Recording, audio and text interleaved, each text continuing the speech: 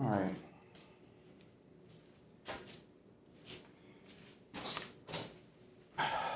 Well, it happened. Today was my final day as a full-time welding instructor at the school that I was teaching from. Now, I know there's a lot of students that I have had or just recently had that watch my videos. So I'm going to start off by saying I greatly appreciate every single one of you. I can say that this channel and the information that I've been able to get out would not be possible without the opportunity I had at the school that I worked at and the students that had watched me and actually promoted this channel for me. So I wanted to say a personal thank you to you guys. I hope you guys keep watching, and I'm hoping to make this better, and you haven't seen the last of me. I do intend to come back. I do intend to go to some of the graduations as long as time permits. But today was my last day, and I kind of got mixed emotions about it.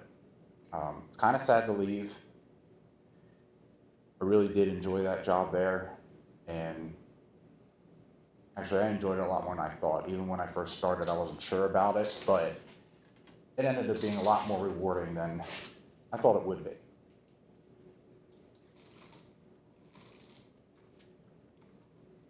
It's a little warm today.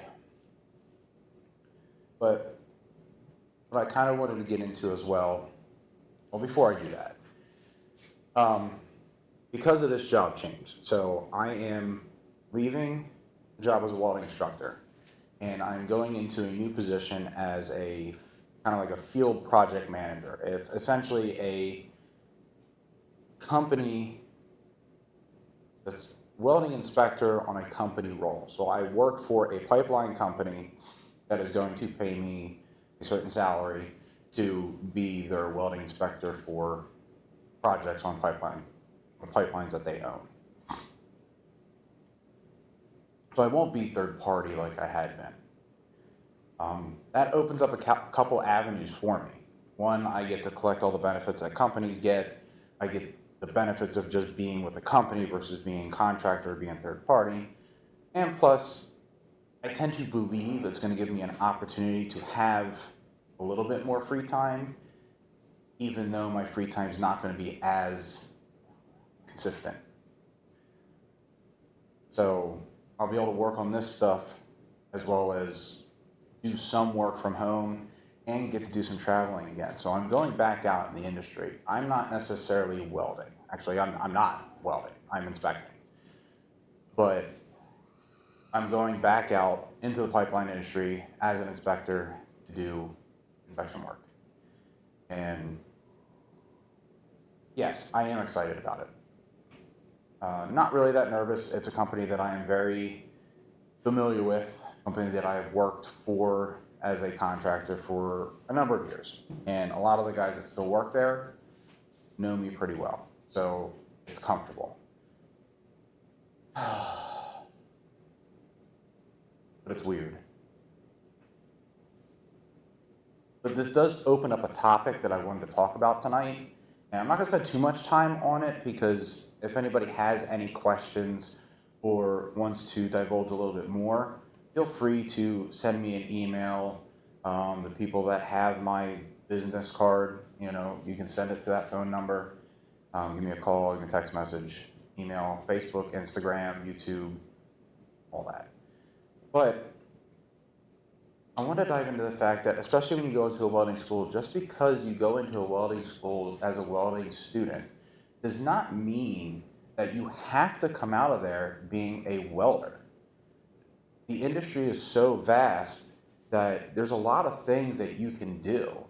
I talked to a couple students about going the route of a welding inspector. Matter of fact, there are a lot of CWIs that don't have any welding experience at all. Welding industry experience, yes, but as far as actually getting their hands in and actually welding, some of them have never done it. I would say a majority of them have never done it, which is amazing to some people, but in all reality, inspection is a different world. There's a lot of different things to it. Now, definitely benefits you, especially in the pipeline industry. It certainly benefits you to be a seasoned or professional welder at some point in time. It's not necessary. So there's a lot of different avenues you can take. I know there's a lot of students that I had, not a lot, I wouldn't say a lot of students, say a couple students that come in and they would say that, they don't think welding's for them. And my usual response, without getting emotionally vested into it, is, okay, so what do you want to do? Because there's definitely a whole world out there that a lot of these guys haven't experienced yet.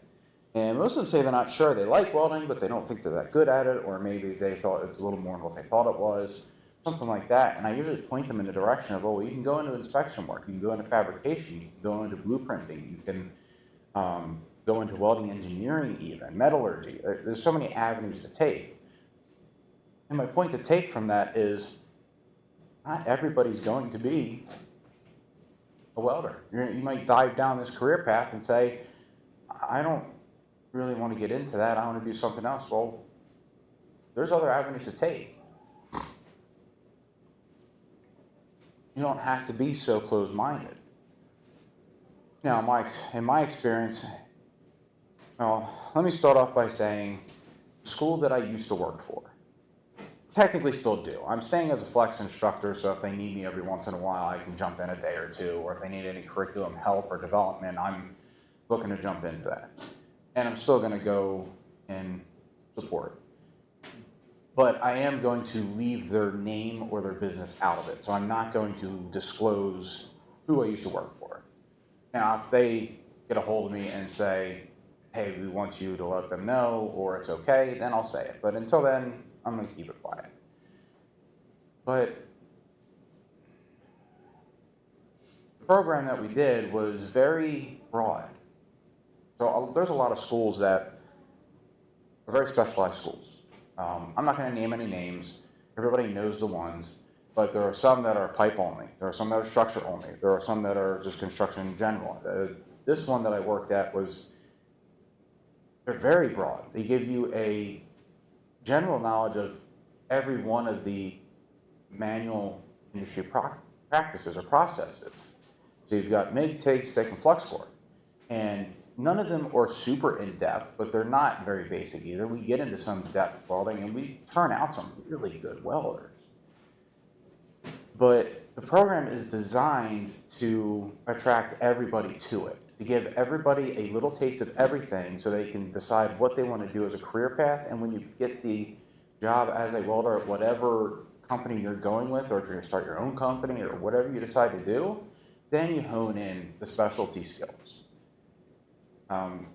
We don't want to cut ourselves off and be a specialty school and just be applicable to certain industries. We want to be able to take everybody and give them a general knowledge of everything.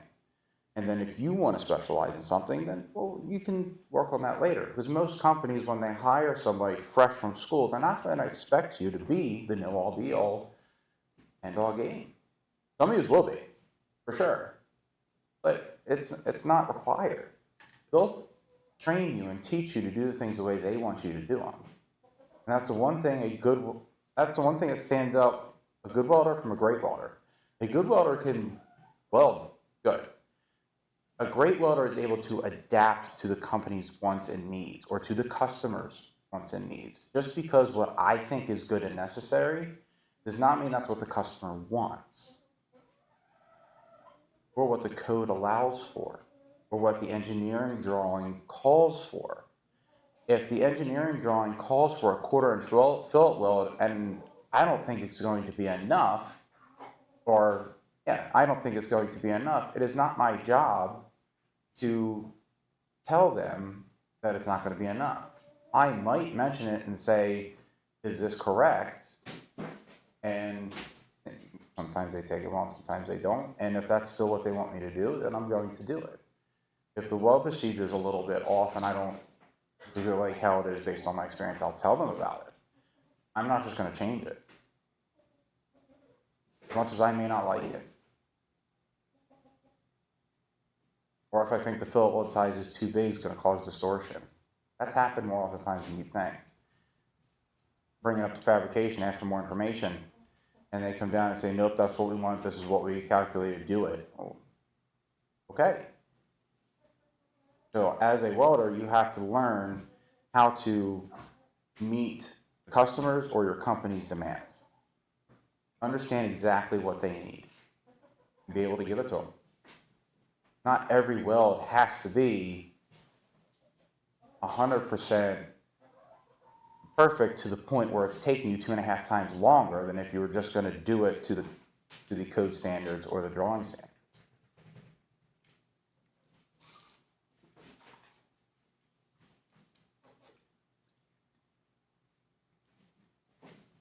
So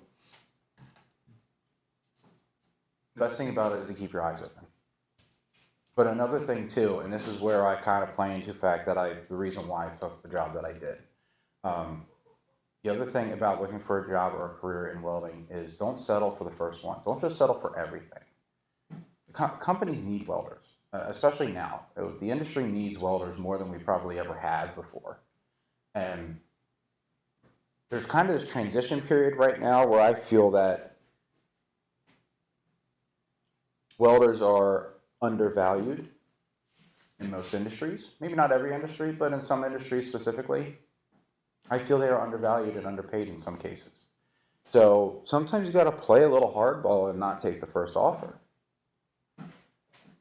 But keep your mind open to other things. You never know what's going to come your way. And that's kind of what happened with this offer that I got. Like I said, it's a company that I've known for a while, and I had kept an eye out. It's a company that I wanted to work for ever since I started welding, and I've done contract work for them, so I know how they operate, and I like how they operate. And I had said some 15 years ago that I wanted to work for them, and I intended to be a pipe welder for the company.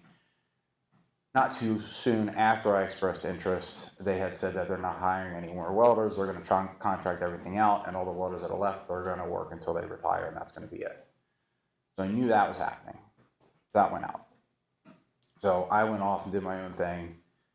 Went to another company as a welder, was going to become a CWI there, ended up not happening, became a welding instructor, and then this company put up a job that said field project manager, and I started reading the description, talking to a couple friends of mine that worked there, and they're like, no, it's a welding inspection role, more or less.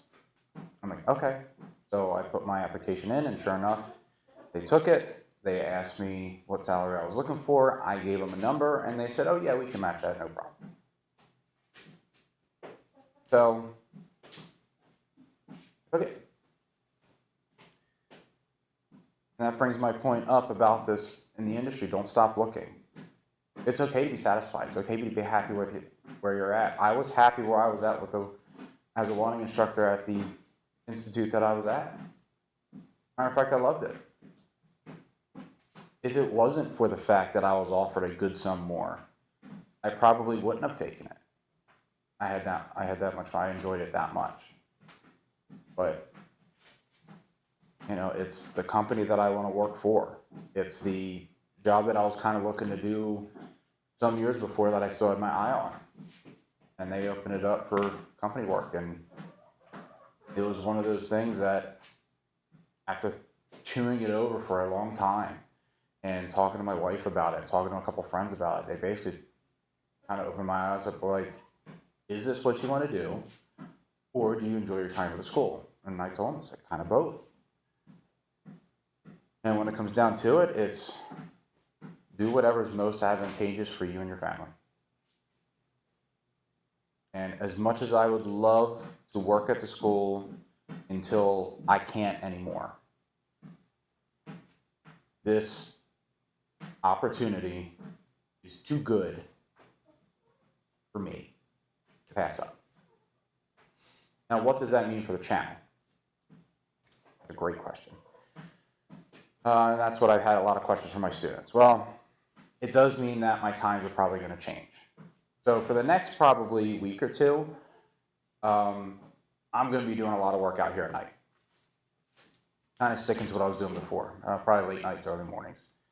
But once I start getting the ball rolling with the company, and actually getting work done. This is a 100% travel job, technically speaking. So I don't have a home office. It's going to depend on where the jobs are at. It's going to depend on what projects I'm on, and I'm part of pipeline integrity. I'm part of the live line repairs. So, these are a little more dangerous, a little bit more last minute sometimes, and a little more unknown. Like with the new construction projects, you have a budget, you have a plan, and you have a schedule. With integrity work, you still have all those things, but it's much more open-ended, because when it comes down to it, especially pipeline integrity, when they find an anomaly in the pipe, a lot of times they're not 100% sure as to what they're going to come up with, or they might uncover something and find more, or it's worse than they thought. So they might say 2 weeks, it might end up being 2 months, but that's the nature of the job. Now, I love that aspect of the job. That's why I chose to take it. But that will also mean that I'm not 100% sure as to where my time's going to go with all of this. Luckily, the majority of my projects are probably going to be more local, so I'm hoping to be able to commute the majority of them. But I also know that there's a lot of them out of state and potentially across the Mississippi. Now, those are not as common, but I know they exist. So we're going to have to write it out and see what happens. I'm not going to be able to detail any of what I am doing for my full-time job on the channel, as much as I really want to.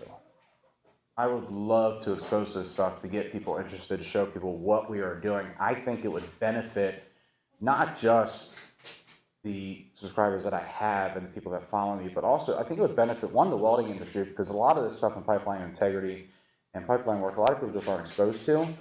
But also, too, it would also benefit the majority of people who don't understand how this stuff works, because there's a lot of misunderstanding in the pipeline industry with the I'll call them general public. There's a lot of information that you guys just don't know, and we're not allowed to disclose. But I have to follow the rules. And I cannot release any information. I cannot video where I'm at. I cannot tell you guys what I'm doing or where I'm at or any details. I can keep it broad. I still plan on doing lives and discussions. It's going to be a lot more discussion based. It might even be more podcast based, actually. We'll see how that goes. I'm not sure about that. But I do intend to do lives more often. So if I'm out of town, I'll be doing lives at the end. I can be able to ask questions or answer questions and take you guys, show you some things. So I'll be out of town more than I am now, which is never, but I plan on doing a lot of that. So, but as far as the build stuff's going, I'm going to do as much as I can, but I just can't promise it's going to be as much as it has been. Lately, I've stuck to a very rigorous and laid out schedule, so I've known where I'm going to be all the time. I go to work at the same time and the schedule doesn't change. Or if the schedule does change, I know ahead of time and I can plan according. This is not quite going to be that. I'm back into the industry to where, there's a little bit of an unknown there. But it's what I've gotten used to. It's what my family has gotten used to for years. And when I came out of it, I'll be honest, it was hard to get back into the swing of things and me being home all the time. So we're going to see how this goes. But that's kind of what I wanted to share with this live. And I'm going to leave this up so people can view it. If you guys ever have any questions, especially my students that are graduates that I've had, if you guys have any questions, please feel free to reach out. I have no problem answering any questions related to welding, related to careers, related to anything like that. I'm trying to make this channel and this whole stickman fab thing kind of a resource. And so far, I think it's going relatively well, but we'll see. All right, well, that's it. I'm going to put this up. Thank you, everybody, for listening to me talk your ear off for a little bit. I'm going to go back on live and start recording more. Excuse me, my God.